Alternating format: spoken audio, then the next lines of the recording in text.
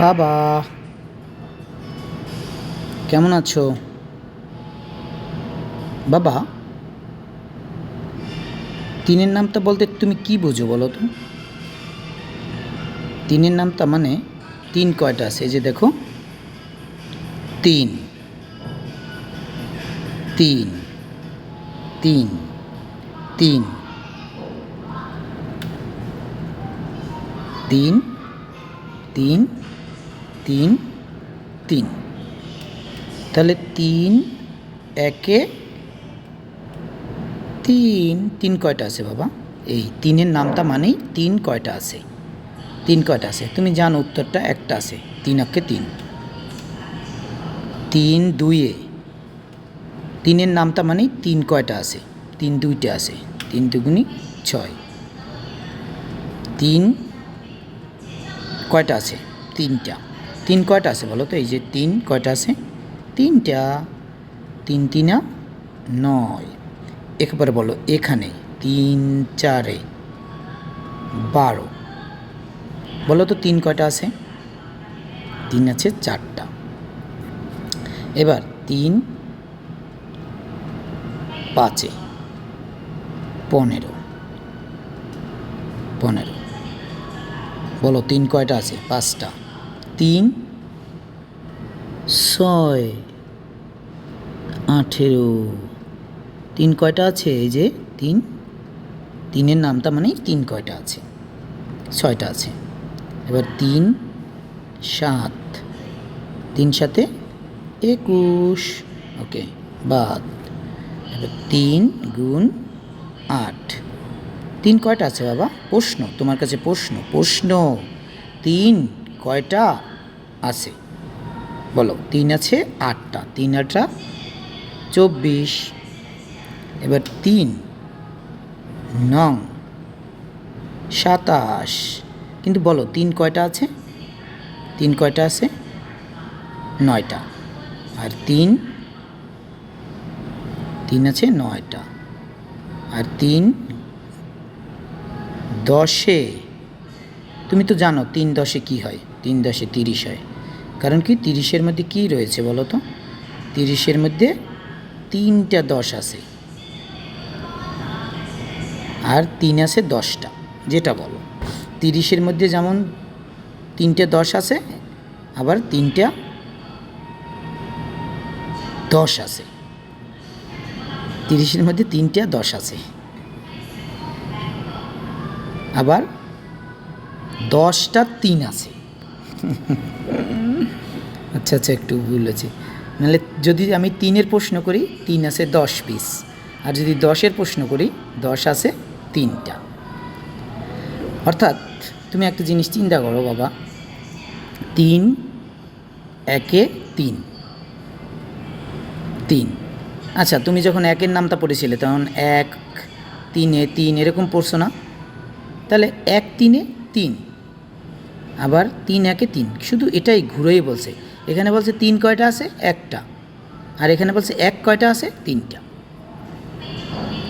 তাহলে এক 3টা আছে, আবার তিন একটা আছে। কিন্তু একের সাথে তুমি যে সংখ্যাকে গুণ করবে সেই সংখ্যাই উত্তর। তাহলে একের সাথে আমি 3কে গুণ করছি 3, এখানেও একের সাথে আমি 3কে গুণ করছি 3। এবার আসো বিশ্লেষণ। 3 একে 3 এর অর্থ হয়েছে এই যে একটা ঘর, 3 কয়টা আছে? একটা। তার মানে একটা, এটার মধ্যে 3 আছে। তাহলে আমি কি বলবো? 3 একটা 3। 3 গুণ 2। এখন বলো 3 কয়টা আছে? 2টা। তাহলে আমি বলি একটা 2টা, 1 2 3, 1 2 3। এই যে 3 কয়টা আছে? 2টা। এই একটা 3 আর এই একটা 3 সমান সমান 6। ওকে, এবার 3 গুণ 3, বলো 3 কয়টা আছে? 3টে আছে। এই যে 1 2 3, এটার মধ্যে একটা 2 3, 1 2 3, 1 2 3 সমান সমান গুণে দেখো, 1 2 3 4 5 6 7 8 9, 9। এখন 3 3 9। আবার তুমি এরকম যোগ করেও করতে পারো, আবার এরকমও লিখতে পারো 3 যোগ 3 যোগ 3 সমান সমান 9।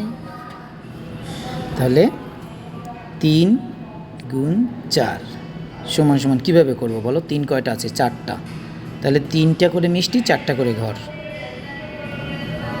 এই যে 4টা ঘর হইল। এখন এটার মধ্যে 3টা মিষ্টি আছে।